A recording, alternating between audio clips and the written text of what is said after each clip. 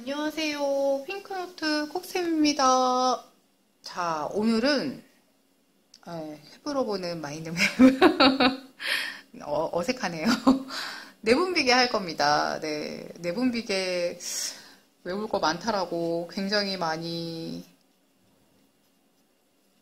생각하시는 아이죠? 네. 내분비계도 사실 특별한 약물은 없어요. 내분비계에서의 약물 특별한 거 없고 사실 간호 부분이 조금 케이스 바이 케이스이긴 하지만 아주 간단하게 특징만 잡아서 좀 보도록 하겠습니다. 우선 해부에서의 내분비계는 정말 다 외우셔야 돼요. 그거는 어쩔 수 없어요. 그거는 외우셔야 되는 부분이라서. 하지만 이제 저는 어쨌든 성인 기반으로 할 거라서 지금은 다 하진 않을 거예요. 그래서 그냥 간단하게만 좀 질병하고 연결해서 할 건데요. 우선 뇌하수체. 글씨를 엉망으로 쓴다라고 해서 네, 뭐라 하지 말아주세요. 빨리 쓰는 거라서. 전엽하고 후엽이 있고요. 그 다음에 이제 갑상선 있는 거 아시죠? 그 다음에 부갑상선 있고요. 순서대로 쭉쭉쭉 내려가면 돼요. 우리 흉선 이런 거는 안 할 거예요. 왜냐면 흉선은 림프에서도 이야기하기는 하는데 사실 흉선과 관계되어 있는 특징적인 내분비 질환이라고 할 만한 게 별로 없거든요. 그래서 흉선은 안 할 거고 그 다음에 부신으로 내려갈게요. 부신도 피질만 할 거예요. 수질은 하지 않고. 자, 그 다음에 이제 당뇨라고 하는 췌장 관련된 문제. 그리고 성선은 안 할 거예요. 이렇게 보시면 되는데, 자, 전엽에서는 여러분들 아시는 것처럼 대표적인 게 성장 호르몬입니다. 자, 성장 호르몬이라고 하면은 많이 나오면 두 가지예요. 거인증이거나 아니면 성장기가 지나고 나면 말단 비대증 올 거예요. 그 다음에 이게 너무 적게 나온다 그러면 외소증, 난장이병 걸린다. 이거 다 알고 계시죠? 자, 후엽에서는 이제 아시다시피 옥시토신이라고 하는 자궁 수축 호르몬 나오고 저는 그거 말고 항인효 호르몬 할 거예요. 항인효 호르몬, 바소프레신이라고 하죠. 자, 얘가 많이 나온대요. 그러면 어떻게 돼요? 즉 인뇨에 대해서 못하게 해요. 오줌포 싸지마. 결론은 소변량이 줄어들겠죠. 소변량이 줄어들면 우리 몸에 물이 많이 고여서 부종이 오고 혈액이 더 많다 보니까 고혈압 오겠네요. 자, 그러면 자, 요거 순환기계 했어요. 부종 패키지. 자, 그러면 이렇게 썼지만 저염식이 할 거고 아이오 체크 할 거고 수분 조절 할 거고 바디웨이 측정할 거고 이렇게 그냥 여러분들 보시면 돼요. 간단하게 점점. 얘가 점점점 적게 나온대요. 그러면 항 없어지고 그러니까 이뇨 다뇨가 되죠. 소변이 이렇게 많이 나오는 걸 요금증이라고 해요. 얼마나 많이 나오냐 했더니 하루에 4에서 12리터 정도 본대요. 그러면 이왕이면 정상 하면 좋겠죠. 우리 이거 앞에서 했었어요. 정상은 하루에 1.5에서 2리터. 그리고 시간당은 50cc라고 이야기했었고 핍뇨 있었어요. 자, 핍뇨는 하루에 500보다 작게 보고 30보다 작게. 저 엉망으로 써도 여러분들 예전에 했었던 거 다 아시죠? 무뇨라고 하는 거는 하루에 100cc보다 작게. 다뇨 같은 경우에는 기준에 따라 다르지만 2.5에서 3리터 이상 이렇게 다뇨라고 했었습니다. 근데 얘는 12리터. 그럼 넌 무슨 문제가 생기겠구나. 아유, 탈수 생기겠네. 탈수하면 뭐? 그죠? 수분과 전해질 공급 이렇게 들어가게 될 거예요. 좀 더 깨끗하게 쓸게요. 죄송합니다. 쓰다 보니까 너무 엉망이네요. 자, 갑상선 기능에서 이제 우리 갑상선 호르몬은 두 종류가 있죠. 칼시토닌이라고 하는 호르몬과 티록신이라고 하는 기초대사 관련 호르몬이 있는데 질환은 티록신하고 관계가 되어져 있기는 해요. 자, 그러면, 자, 보세요. 티록신이 많이. 그러면 뜨거운 여름이라고 생각하시면 돼요. 자, 뜨거운 여름에 땀 많이 나죠? 더워요. 그리고 짜증도 많이 나요. 그죠? 거기에다가 이제 땀이 많이 나고 심장도 벌덩 뛰게 되죠. 벌덩 무슨 말인가요? 빈맥 오게 되고 그러면서 이제 기초 대사량 자체가 막 올라가게 되니까 체중이 빠지게 돼요. 요거는 일반적으로 생각하는 거잖아요. 여기에 더하기 간호 부분 때문에 안구돌출을 생각해 주시면 돼요. 자, 갑상선 기능이 떨어진대요. 그러면 티록신이 줄어. 추운 겨울이에요. 그럼 사람이 어때요? 둔해지죠. 추위 타고 체중은 늘게 돼요. 네. 자, 간호는 여기에 맞춰서 해주시면 되겠죠. 더우니까 시원하게 해줄 거고 체중 줄어드니까 많이 먹일 거예요. 칼로리 고열량식이 하게 될 거죠. 그리고 중요한 거 안구돌출 빼놓으시면 안 돼요. 눈 간호가 들어가줘야 돼요. 그래서 눈이 돌출되다 보면 눈이 잘 안 감기니까 연고 발라서 꺼주 붙여주기도 하고 테이프 붙여주기도 하고 그렇게 접근하시면 되겠고 티록신이 줄어드는 거 이거는 너무 추워 둔해져 라고 하니까 이 사람도 체중 측정 해주면서 이 사람은 저열량식이 해줘야 되겠죠. 그런 거 해주시면 돼요. 그럼 병명만 들어가면 되네요. 자, 요런 경우를 우리는 그레이브스 병이라고 하고 그죠? 또는 바제도병이라고 하고요.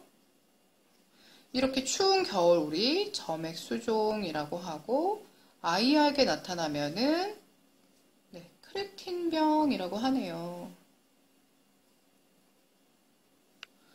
자, 그 다음에 부갑상선 갈 건데요. 자, 부갑상선이다 라고 하면은 그때는 여러분들이 이제 칼슘과 관련된 건데 이게 뼈가 있고 혈액으로 칼슘을 빼내요. 그러면 호르몬이 많이 나오네 라고 하면은 많이 빼내는 거잖아요. 골다공증 생길 수 있겠네. 그죠? 그러면 혈액 안에 칼슘이 많아지면 이게 어디로 나가냐면 소변으로 밖으로 빠져나가야 돼요. 그럼 신장에도 많이 칼슘이 쌓일 수 있겠네요. 그러면 신결석이라는 것도 생길 수 있습니다. 결석이 있으면 우리 뭐 해줘야 돼요? 수분 섭취를 늘려야 되죠.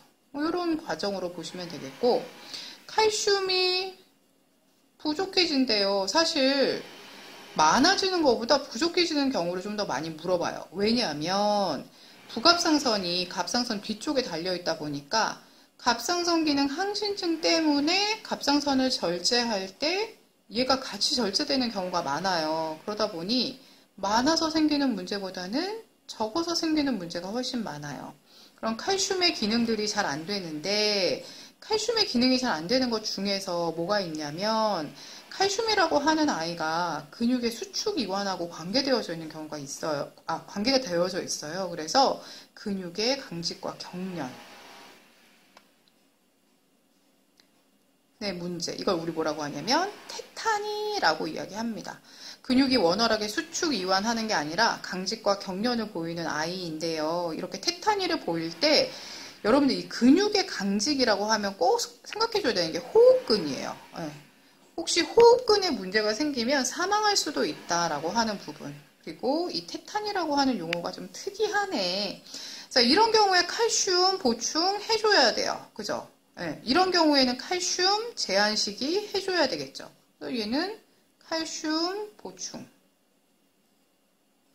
얘는 칼슘 제한.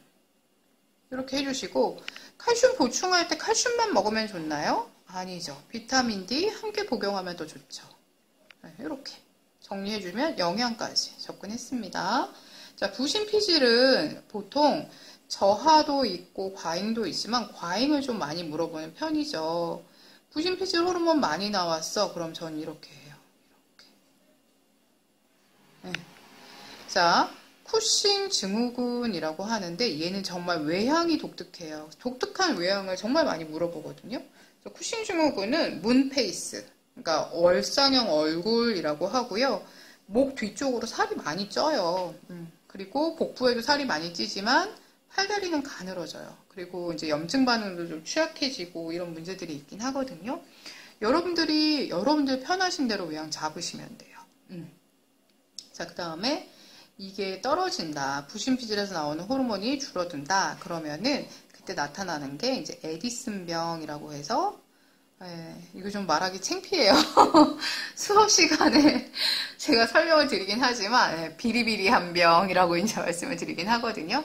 특징은 여러분께서 잡아주세요. 저는 좀 창피해서 말씀드리기가 좀 어렵네요. 자, 사실 문제로 우리가 좀 가장 많이 잘 알아야 되는 아이는 요 아이예요. 당뇨. 당뇨는 진짜 내용이 많죠. 진짜 내용이 많지만 저는 딱 그 중에서 포인트는 이러라고 생각해요. 우선 여기다가 와서 쓸게요. 고혈당, 혼수, 저혈당, 혼수예요.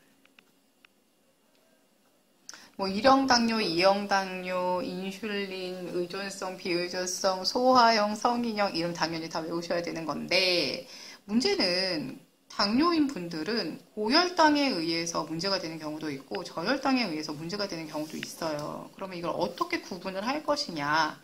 증상을 보면 돼요. 사실 당뇨라고 하는 게 고혈당하고 같은 말이에요. 즉 혈액안에 당이 너무 높다 보니까 소변으로 당이 빠진다라는 거거든요. 그러니까 당뇨의 증상이나 고혈당의 증상이나 똑같아요. 우리 일반적으로 이야기할 때 다음, 다뇨, 다음이 그거죠. 다식, 체중 감소 이거 많이 이야기하잖아요. 기전에 대해서는 여러분들 다 이제 문제풀이반이니까 다시 말씀드리진 않아도 될 것 같고, 자, 요렇게 기전은 제외하고 이렇게 증상이 있다. 이게 똑같이 고혈당, 혼수도 이 증상이 똑같아요. 근데 여기다 더하기 키워드가 있죠.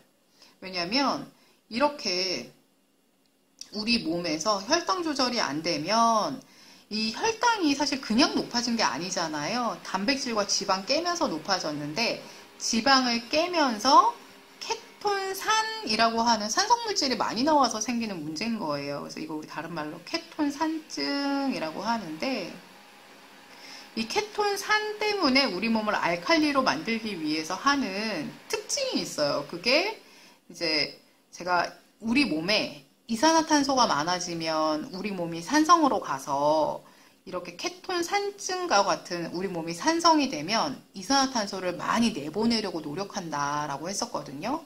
그래서 과호흡해요. 근데 과호흡을 하는데 독특한 냄새가 있더라. 과일 냄새라고도 하죠. 아세톤이라고 쓴 겁니다. 네. 그러면 이거는 케톤산증이다라고 이야기를 하게 돼요. 그러니까 호흡이라고 하는 특이한 아이. 이걸 우리 뭐라고 하냐면 용어로는 쿠즈마울 호흡이라고 하죠. 자, 그럼 이때 뭐 해줘야 된다? 이때는 혈당을 빨리 조절해줘야 되니까 인슐린 투여해야 돼요.